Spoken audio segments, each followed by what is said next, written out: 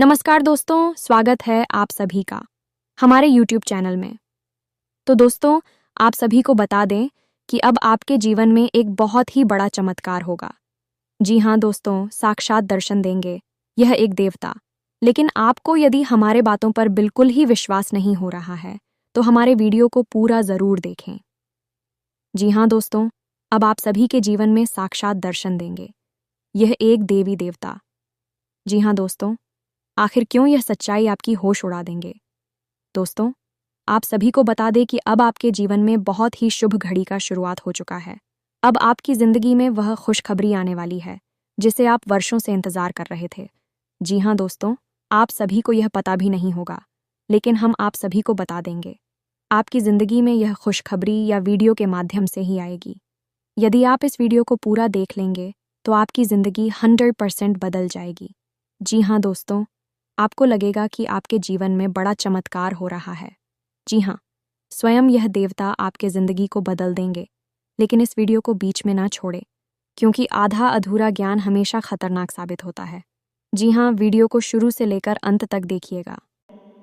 दोस्तों, आज के इस वीडियो में जिस विषय पर हम आपको ध्यान देने जा रहे हैं वह आपके जीवन के लिए बेहद ही उपयोगी विषय है, क्योंकि आज हम आपको बताएंगे 5 ऐसे बड़े संकेतक जिनको जानने के बाद आपको यह पता चल जाएगा कि भगवान आपकी भक्ति से प्रसन्न है या फिर आपकी भगवान ने हर 1 करोड़ पुकार को सुन लिया है। हर एक इंसान इस संसार में किसी न किसी रूप में भगवान की पूजा तो करता ही है, और उसके मन में कहीं न कहीं यह एक बात अवश्य ही लगी रहती है कि क्या उसकी पूजा भगवान स्वीकार कर रही हैं?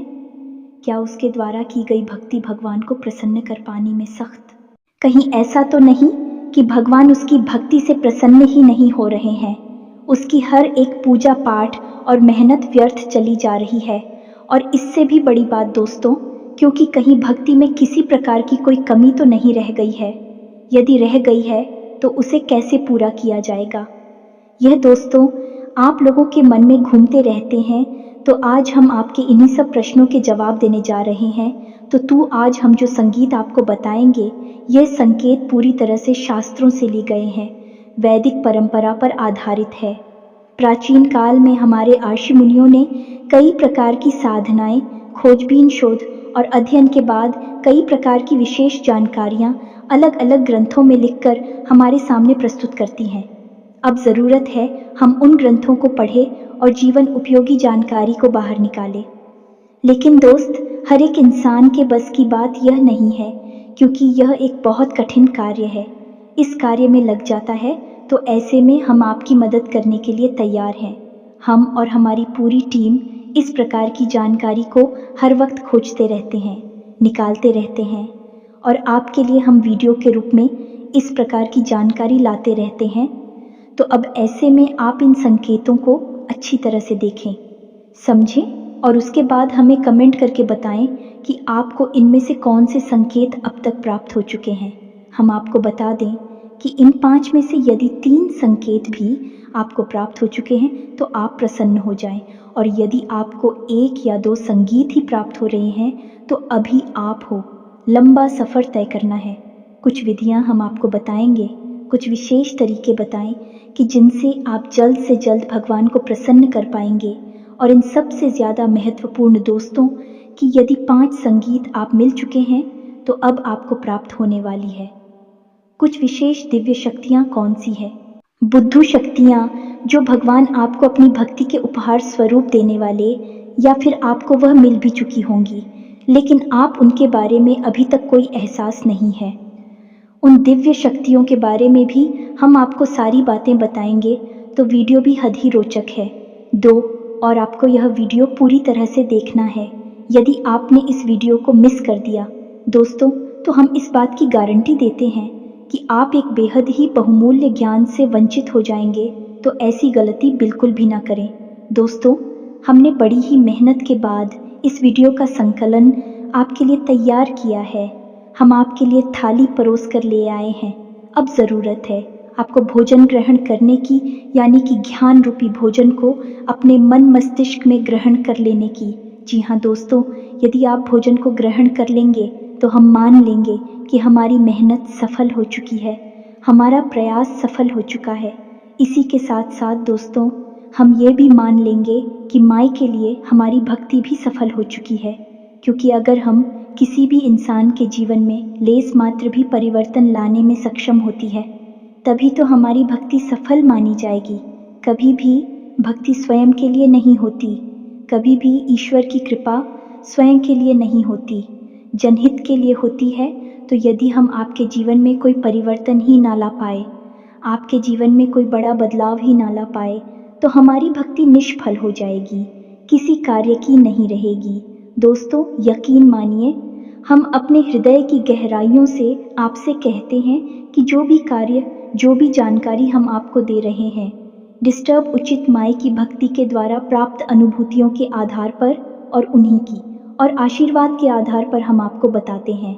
बिना माई की अति के इस दास की तो इतनी भी हैसियत नहीं कि वह 2 शब्द बोल सके। बिना शक्ति के तो शिव भी सबके समान होते हैं, और हम जैसे तुच्छ दास की तो हैसियत ही क्या है। तो आप बस हमारे भाव को ग्रहण करिए और हर एक बात को समझने की कोशिश करिए। तो चलिए आज के इस ज्ञानवर्धक वीडियो को शुरू करते हैं। लेकिन इससे पहले आपसे हमारा हृदय से निवेदन है कि कमेंट में पूरे भक्ति भाव के साथ हैं, जय मां काली कृपा करो, अवश्य लिखना, 1 बार नहीं 3 बार लिखना है। वीडियो शुरू करने से पहले हम आप सभी से एक महत्वपूर्ण बात करना चाहते हैं कि हम आप सभी के लिए अच्छे से जानकारी के लिए दिन रात मेहनत करते हैं।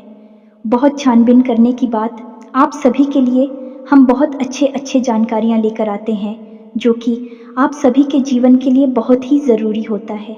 और दोस्तों, इन सभी के लिए हम आपसे कुछ नहीं चाहते हैं, बस हम इतना चाहते कि आप हमारे चैनल को सब्सक्राइब कर लें और हमारे चैनल से जुड़ जाएं, जिनमें आपको 1 रुपया भी नहीं लगेगा। बस इतना हमारा आप सभी से हाथ छोड़कर प्रार्थना है, निवेदन है। तो हमारा भावना को ज़रूर समझिएगा और हमारे चैनल को सब्सक्राइब कीजिएगा। इससे आप हमारा मनोबल भी बढ़ाएंगे और माई की सेवा करने का एक और मौका हमें देंगे, क्योंकि हम फिर इससे अधिक से अधिक लोगों तक पहुंचने लगेंगे।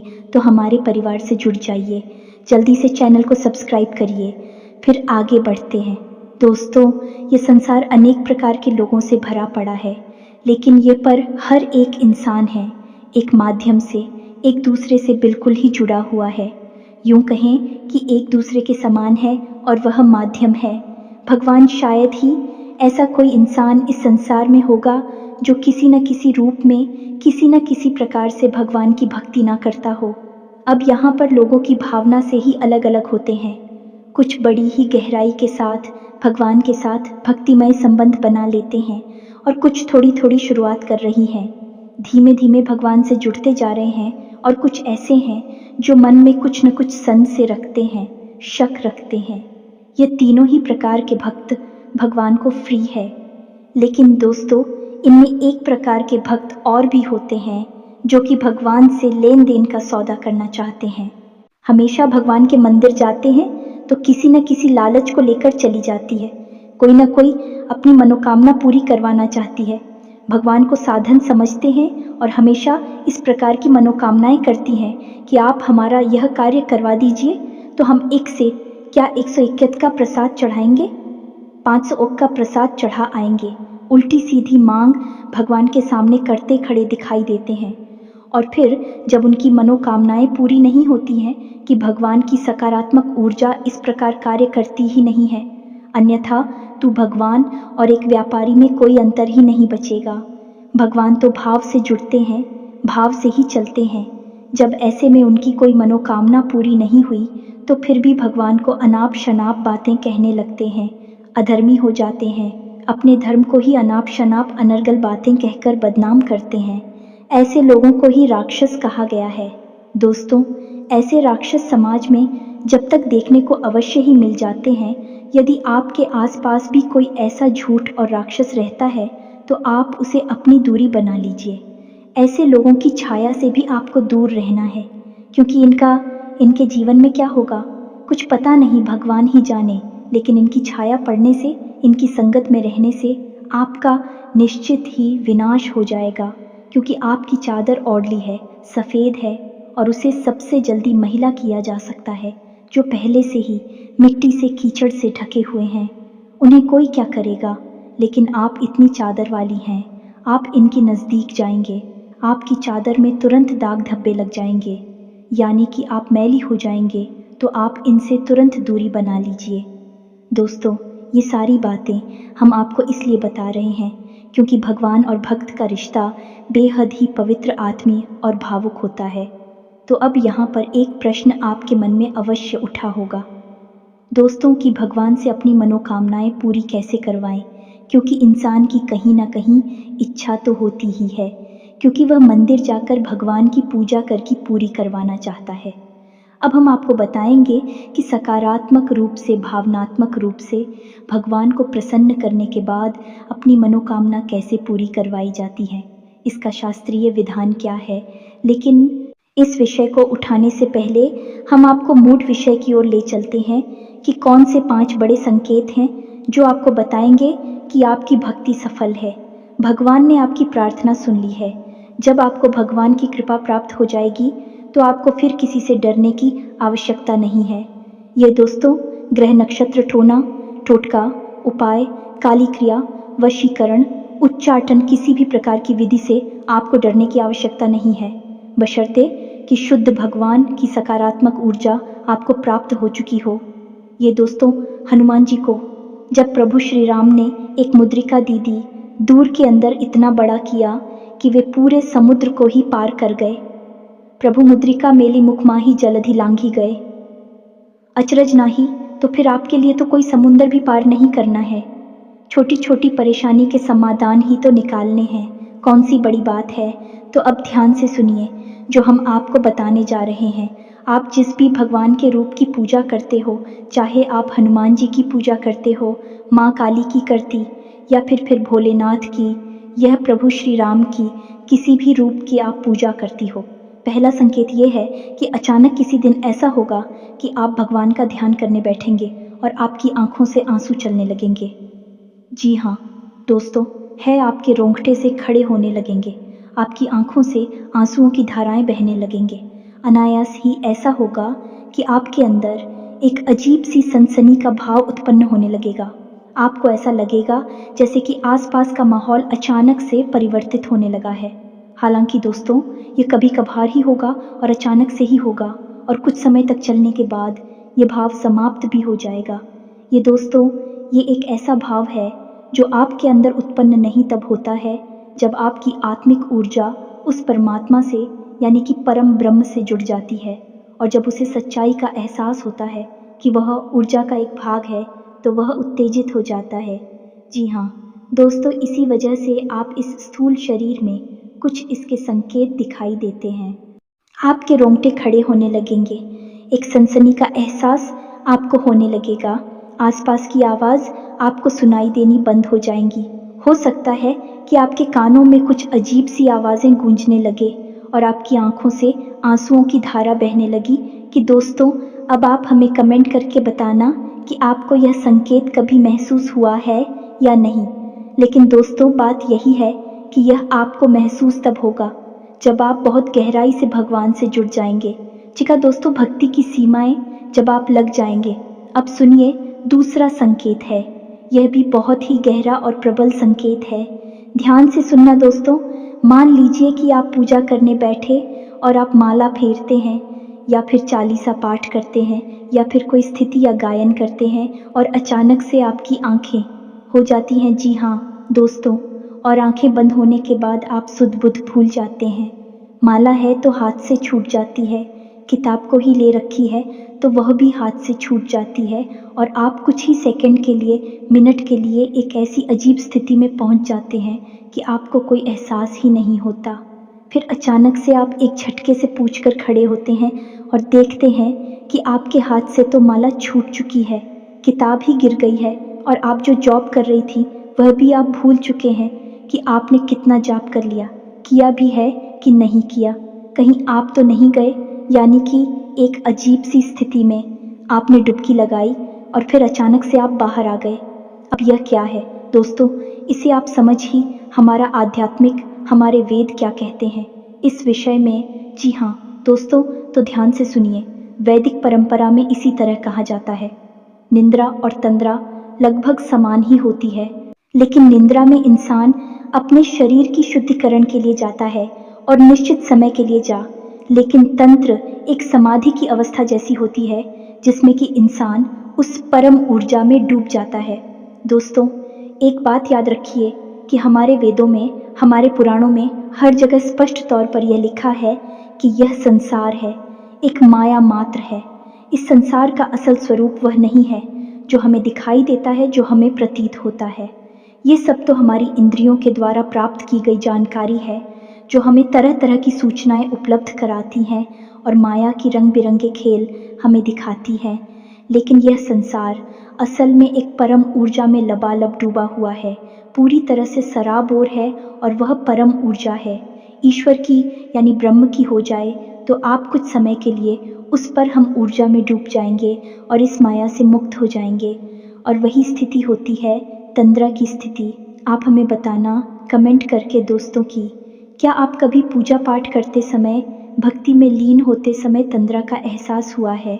अब एक अजीब बात दोस्तों, हम आपको बताएं कि कई महान संतों ने, साधकों ने तंद्रा की इस भाव को इतनी गहराई तक ग्रहण कर लिया कि भी कई घंटों तक और कई दिनों तक इसी भाव में डूबे रहे। जैसे कि परमहंस रामकृष्ण जी इस भाव में 8 दिनों तक बैठे रहे। भगवान खुद भी इसी भाव में 8 दिनों तक बैठे रहे, और स्वामी विवेकानंद भी पूरे 24 घंटे के लिए इसी तरह के भाव में डूबे रहे। और जब ये लोग इस भाव से उठकर बाहर आए, इस संसार में, माया रूपी संसार में वापस आए, तो इन्हें पता ही नहीं चला कि इन्होंने इतना लंबा समय इस तरह के भाव में बिताया था। लेकिन उस समय इन्हें ईश्वर से आकर्षण और परम जुड़ाव का एहसास पता चल गया। आपके साथ ये हुआ है कि नहीं? हमें बताना, भले ही कुछ मिनट 10 सेकंड के लिए ही क्यों ना हुआ है, लेकिन ये तो परम एहसास है दोस्तों। आप ज़रा सा भी हो गया है तो कल पड़ेगा, और आप उस परम ऊर्जा में विलीन होने के लिए तैयार हैं। ये मानकर चलिए, तो आप हमें बताना आपके साथ हुआ है, कब हुआ है, कितनी बार हुआ है, सब कुछ बताना दोस्तों, हमें बड़ी उत्सुकता रहेगी। अब बात करती हैं तीसरे संगीत की दोस्तों। इस संगीत का नाम है स्थितप्रज्ञ दोस्तों। मैं अब इसे आप समझिए, गहराई से जब आप भगवान से जुड़ चुके हैं, आपकी आस्था बहुत गहरी है, मन में बहुत गहरी भाव और विश्वास है ईश्वर के लिए। तो अब आपकी मनोदशा दोस्तों, अब आपके जीवन में क्या चल रहा है, किस स्थान है, उठापटक है, जीवन में भाग दौड़ है, कुछ बन गया, कुछ बिगड़ गया, सब आपके आसपास होता रहेगा, लेकिन आपके ऊपर इसका ज़्यादा प्रभाव नहीं होगा।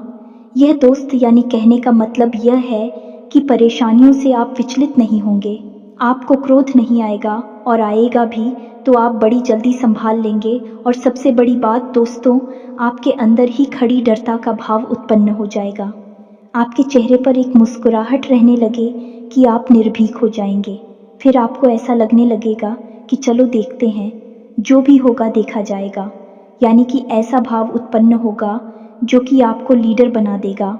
और यह भाव इसीलिए उत्पन्न होगा क्योंकि आपकी अंतरात्मा यह बात समझ चुकी है कि जो भी सुख और दुख आपको मिलेगी, बल्कि इस संसार के लिए है, इस शरीर मात्र को मिलेंगे। आपकी आत्मा को कोई नहीं कर सकता, कोई सुखी नहीं कर सकता। वह तो परम है, और उस पर हम पूजा के लिए ही बनी है, उसी से निकली है, उसी में लिप्त हो जाएगी, उसी में समाहित हो जाएंगी। यह भाव आपके अंदर उत्पन्न हो जाएगा। अब आपको स्पष्ट तौर पर भले ही पता न चले, लेकिन आपको यह संकेत मिलेंगे। ऐसा भाव रहेगा कि आप निडर हो जाएंगे, आप आए नहीं लगेगा, आपको किसी भी बात से डर नहीं लगेगा।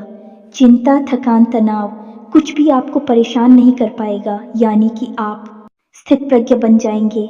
यानी आप केवल देखेंगे जो आपके आसपास हो रहा है, आपके जीवन में हो रहा है, आपकी दृष्टा मात्र बन जाएंगे। फिर आपका उससे कोई लेना देना नहीं है।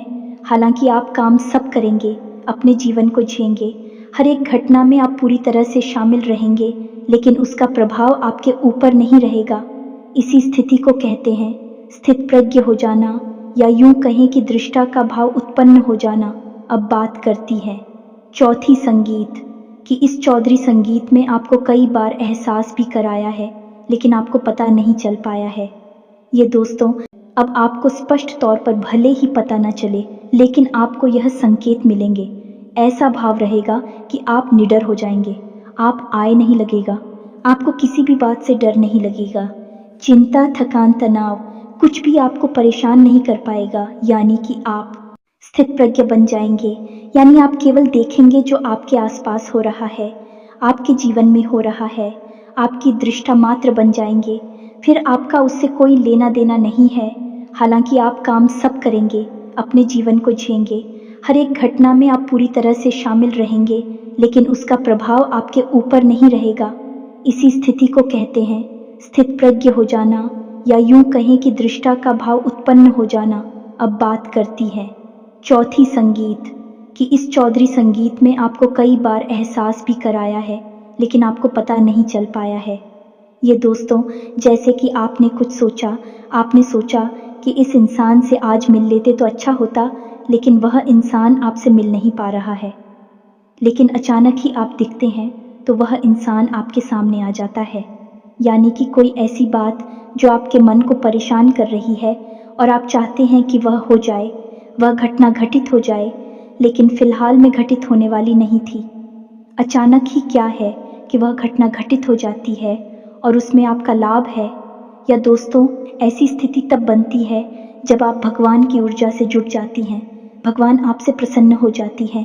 अब ऐसे में ये होगा कि आप जो सोचेंगे भी, घटनाएं भी करने लगेंगे, जो आप चाहेंगे वह घटना आपके हित में घटने लगेगी।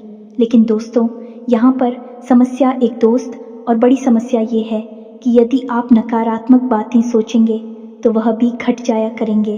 ये दोस्तों, जैसे कि आपने सोचा कि थोड़ा संभल कर चलते हैं, कहीं गिर ना जाए, तो आप देखेंगे कि अचानक गिरी रहे हैं। कई बार ऐसा होता है। हम आपको बताएं, हमारे जाने वाली एक मित्र हैं, उनके अंदर भी यह भाव उत्पन्न हो चुका था। तो उन्होंने एक बार एक अच्छी अंगूठी कहीं से प्राप्त, यानी किसी ने उनको दिया, उन्होंने बनवाई है, हमको नहीं पता, लेकिन उन्होंने हमको बताया कि यह अंगूठी उन्हें मिली तो उन्होंने उसे पहन लिया। फिर उनके मन में अचानक ये ख्याल आया कि कहीं ऐसा ना हो कि इसमें लगा हुआ रत्न गिर जाए। या दोस्तों, और यही हुआ। कुछ दिनों के बाद ऐसा हुआ कि उनकी अंगूठी से वह घटना अचानक गिर गया। कहीं ऐसा गिरा कि उन्हें फिर मिला ही नहीं। तो यह आपके साथ भी होगा। यदि हो रहा है तो आप हमें कमेंट करके बताना। यह स्थिति थोड़ी सी नकारात्मक भी है, आपके विपक्ष में भी कार्य कर सकती है, क्योंकि अब ऐसे में आपको बड़े ही संभल कर रहना होगा। हर एक बात को सकारात्मक तरीके से सोचना होगा। सकारात्मक बातें ही बोल रही होंगी, क्योंकि आपके द्वारा बोली गई बातें, सोची गई बात सच होने लगेगी। अब हर बार चाहे भले ही ऐसा ना हो, लेकिन 10 में से 5 बातें ऐसी होगी जो सत्य साबित हो जाएगी।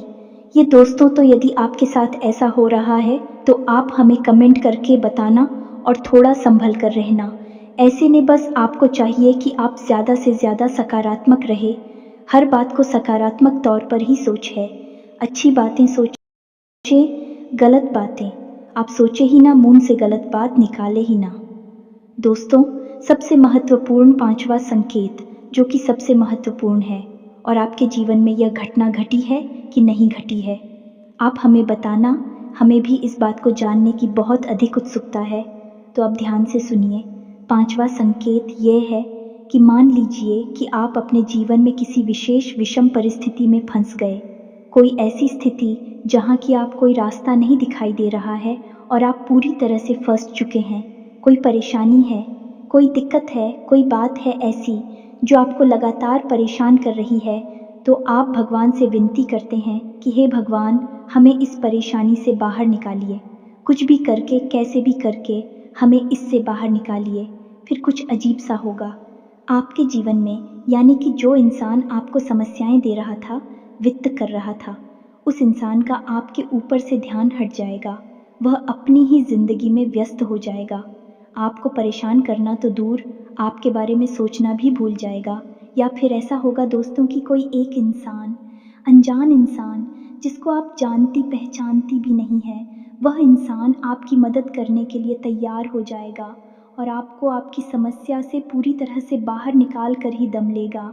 हमारे जीवन की खुद की ऐसी भी कई उदाहरण हैं कि हम जीवन में कहीं पर बुरी तरह से फंस गए तो कभी कभी ऐसे इंसानों ने मदद की और थोड़ी बहुत नहीं दोस्तों, बहुत अधिक मदद की थी जिनको हम जानते तक नहीं थे, पहले जीवन में कभी मिले तक नहीं थे। उन्हें आप भगवान का भेजा हुआ दूत कह सकते हैं, मददगार कह सकते हैं, और इस बात की तो केवल माई है और कोई नहीं, बस उसे ही पालनहार है, रक्षण करती हैं। इसी के साथ साथ दोस्तों, कभी कभी तो और भी आश्चर्यजनक घटना घटेगी कि आपके शत्रु आपकी मददगार बन जाएंगे। जी हाँ दोस्तों, अनजाने में ही सही, लेकिन भी आपकी मदद करेंगे। आपको भरोसा ही नहीं होगा कि यह इंसान ऐसा क्यों कर रहा है, लेकिन वह आपकी मदद करेगा, आपको मुसीबत से बाहर निकालेगा। सब कुछ भगवान के द्वारा संचालित है। इस संसार में उस पर हमजस्सी ही पूरा ब्रह्मांड चल रहा है, तो किसी की बुद्धि का फेर कर देना कौन सी बड़ी बातें, एक चुटकी बजाते ही नहीं जैसी। और भगवान के लिए तो छुटकी भी ना बजाएं तब भी ये संभव है। दोस्तों को तो ये तो थी 5 संकेत जो हमने आपको बताएं। अब कुछ छोटे छोटे संकेतों और भी मिलेंगे दोस्तों, जैसे अचानक ही दिन में किसी भी समय आप सुर मंदिर की घंटियां सुनाई दे सकती हैं। कोई भजन भगवान का नाम आपको सुमिरन करता हुआ सुनाई दे सकता है, या फिर आपके दिन में अचानक किसी भी वक्त रोंगटे से खड़ी होने लगेंगे, या दोस्तों अचानक ही आप प्रभु के नाम का स्मरण करने लगेगी, कोई भजन गाने लगी, अचानक ही आप एक धुनी सी रमाने लगेंगे। किसी भी वक्त दोस्तों आपने दिन देखेंगे ना रात देखेंगे, कभी भी आपके अंदर रोज आग जाएगी। जी हाँ दोस्तों, फिर भी आप अनायास अचानक ही भगवान के मंदिर पहुंच जाएंगे। तो ये भी छोटे छोटे से संकेत हैं, इनसे भी भगवान आपकी बात सुन रहे हैं, आपकी भक्ति से प्रसन्न है, ये जाहिर होने लगता है। अब आप हमें बताना कि आपको कौन कौन से सन के दिन में मिले हैं। तो अब बात करती है दोस्तों है कि भगवान को प्रसन्न कैसे किया जाता है। जी हाँ दोस्तों, यदि आपको कम संकेत मिल रहे हैं, ये कोई संगीत मिला ही नहीं है, तो ऐसा नहीं है कि भगवान आपसे रुष्ट हैं, बस आपसे उनकी ऊर्जा जुड़ नहीं पाई। दोस्तों तो आपको क्या करना है दोस्तों, कभी भी भगवान के मंदिर में जाकर ये बात बोलिए, आप हमारा ये काम करवा दीजिए, हमारी नौकरी लगवा देंगे, तो हम आपको RS 500 का, 1000 रुपये का, या फिर ये करवाएंगे, वह करवाएंगे, घंटा करवाएंगे, छत्र चलाएंगे। ये सब मत बोलिए दोस्तों, ये सब भूलकर आप अपना ही मान मर्दन कर रहे हैं। आप बस सीधे मंदिर चाहिए, कुछ लेना है तो लो, नहीं लेना है तो मत लो, बस भाव के साथ चाहिए और भगवान के सामने बैठ जाइए और भगवान से निवेदन करिए, भगवान से जुड़ जाइए, भगवान को अपने घर का सदस्य बनिए, चाहे पिता समझिए, चाहे भाई समझिए, चाहे मित्र समझिए, कोई एक संबंध भगवान के साथ जोड़ लीजिए। और बिल्कुल ऐसे जैसे आप अपनी सबसे प्रिय जो आपका शुभ चिंतक है उसे अपने जीवन का दर्द सुनाते हैं, वैसे ही भगवान को अपने जीवन का दर्द सुनाइए और आप देखिए कि भगवान आपकी कैसे जुड़ती हैं। दोस्तों याद है ना आपको सुदामा का चरित्र, सुदामा ने कौन सा प्रसाद चढ़ाया था, भगवान को सुदामा ने कौन सी अगरबत्ती लगाई थी, कौन सा हवन किया था, कुछ भी नहीं दोस्तों। रामा का भाव कृष्ण से जुड़ा हुआ था और कृष्ण सुदामा के लिए दौड़े चले आएंगे, पैर भाग के चले आए राजमहल में और सुदामा के लिए दरवाजे तक आए और अपने शुरू से सुदामा की चरण कमल को धोया।